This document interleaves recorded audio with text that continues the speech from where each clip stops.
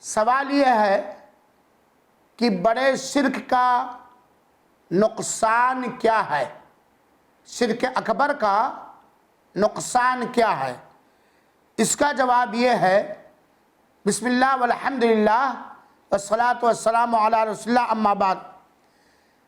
شرک اکبر بڑے شرک کا سب سے بڑا جرم ہونے کے ناطے اس کا انجام یہ ہے کہ شرک، اور اس کا نقصان یہ ہے کہ شرک اکبر کرنے والا شرک اکبر کرنے کی وجہ سے ہمیشہ وہ جہنم میں رہے گا۔ جہنم سے کبھی بھی ایک لحظہ کے لیے، ایک سیکنڈ کے لیے اس کو نجات اور فرصت نہیں ملے گی۔ اور یقیناً یہ ایسا خبیث اور بڑا جرم ہے جس کے پاداش میں بندہ اپنے آپ کو ہمیشہ کے لیے جہنم کا لقمہ بنا لے گا۔ اللہ تعالیٰ محفوظ رکھے۔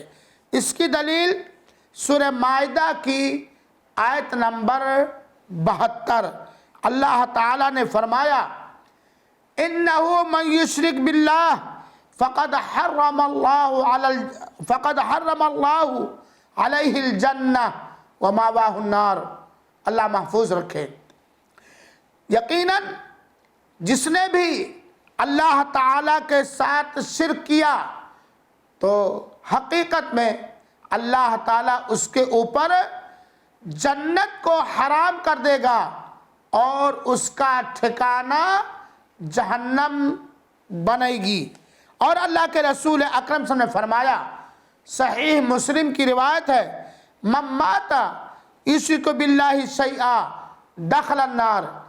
جس کی وفات اس حالت میں ہوئی کہ وہ اللہ تعالیٰ کے ساتھ کچھ بھی شریک کرتا رہا ہے یا شریک کرتا تھا تو وہ جہنم میں داخل ہوگا، وہ جہنم میں پرویش کرے گا۔ اللہ محفوظ رکھے شرک سے اور جہنم کے سارے گناہوں سے، آمین۔